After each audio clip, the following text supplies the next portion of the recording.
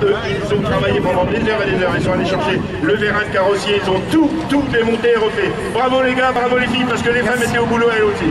Alors il était actif pour son départ, il vient de voilà sur la piste, il vient de prendre le départ, bon c'est vrai, Jean-Boubou l'a dit ce matin, Johan Raybaud, et puis on a juste derrière qui est venu Joël Voisin, qui est venu de rendre visite jusqu'à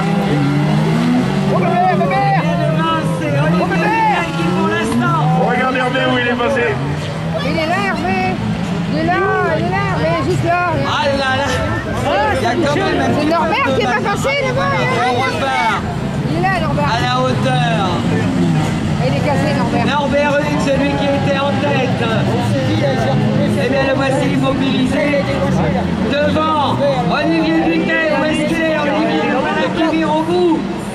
Toujours en tête de cette finale de la Tourisme Cup. Ah là, regardez Hervé Martin, pour vous donner un petit point de son ascension, puisqu'en deuxième position c'est la file de Cyril Coué. Il est juste derrière la BMW d'Auguste Morvan. Brunel Bourneau, le pilote de la Loire-Atlantique qui se bat là pour rester juste devant la BMW. Qui est aux prises avec Hermite au moteur Honda, je ne sais pas compris.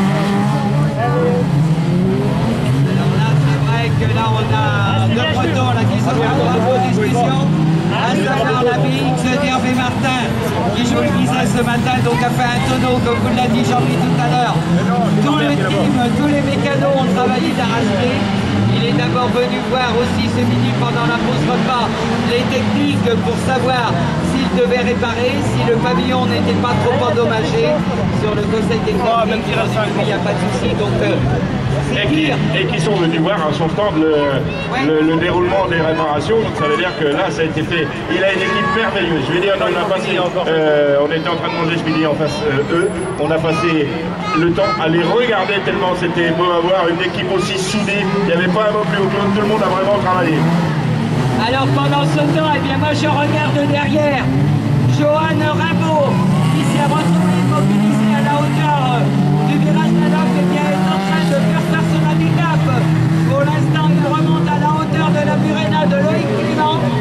Derrière, c'est Dominique Ménager d'ailleurs qui n'avait pas pris part à la troisième qualificative. Il avait un problème de capot arrière, donc là le voici reparti devant. Eh bien c'est vrai que c'est relativement difficile et comme tu le disais, avec beaucoup plus d'essais, les voitures maintenant ont telle tellement là, que c'est vrai que d'envisager de doubler et de passer, eh bien il faut probablement bien calculer son coût. Et oui, et ça fait bien plaisir aussi de voir devant Olivier qui se régale quand on connaît les galères qu'il a connues depuis quelques mois. Hein, et la voiture marche bien, le pilote a retrouvé la forme. Cyril Coué avec l'Alpine, lui, c'est l'une des références de la catégorie, lui aussi.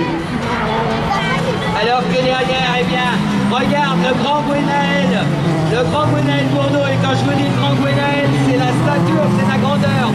En permanence, eh bien, il a, juste derrière lui, il a ses trousses. Parce qu'on sait que là, je le disais, dans cette deuxième partie de saison, on a un Auguste Morvan littéralement déchaîné qui nous fait des courses de toute beauté. Et derrière, eh bien, le grand Hervé Martin qui lui aussi est en train d'essayer de grappiller une de place avant la baissée du drapeau. Je regarde au niveau du tour. Eh bien, messieurs les pilotes, c'est 3 tours, comme vient de le dire Jean-Michel, tout à fait vrai. Donc en 3 tours, eh bien, beaucoup de choses peuvent changer. Et l'homme en grande forme, tu le disais ce matin, c'est Auguste Morvan. Hein. C'est vrai que là, depuis quelques courses, on a vu Auguste vraiment augmenter la cadence. L'homme à la BM. Et le pilote que je regarde avec beaucoup d'assistance, qui est en train de nous faire une véritable démonstration, eh bien, c'est Stéphane Baudry, le pilote vendéen, au volant de son R8, car croyez-moi derrière lui, il a Compagnon qui n'est pas un miel, il a également Loïc Clément et Johan Raybaud.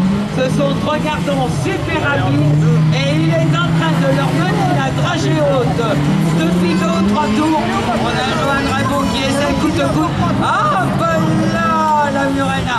Ah ben comme on dit chez nous, là, elle est tankée. Ah, Loïc Clément, il est arrêté, c'est terminé. Ça aurait pu plus mal se passer. Oui, oui. Il a amorcé, on va dire. Allez, on va reprendre là. Allez, Cyril Coué toujours en deuxième position, juste devant Gwenel Bourdeau. Auguste qui résiste bien, hein?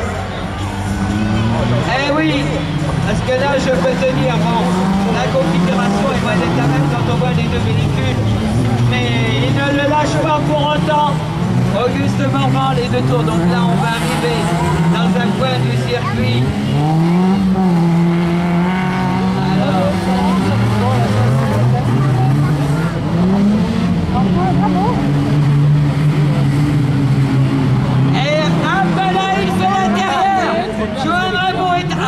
Oui, il est arrivé sur le drapeau jaune, donc on ne pouvait pas.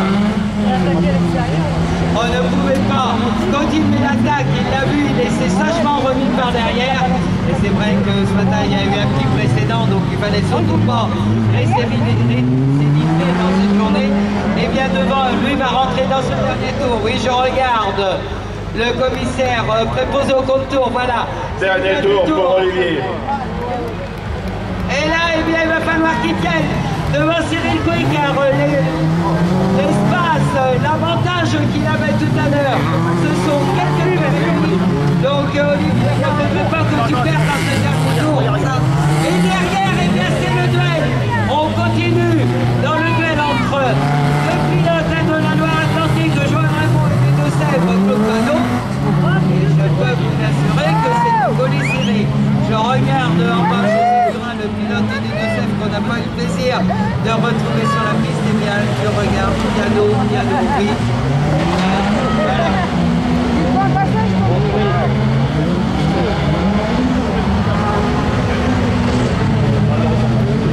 Allez, encore 300 mètres, 80 mètres.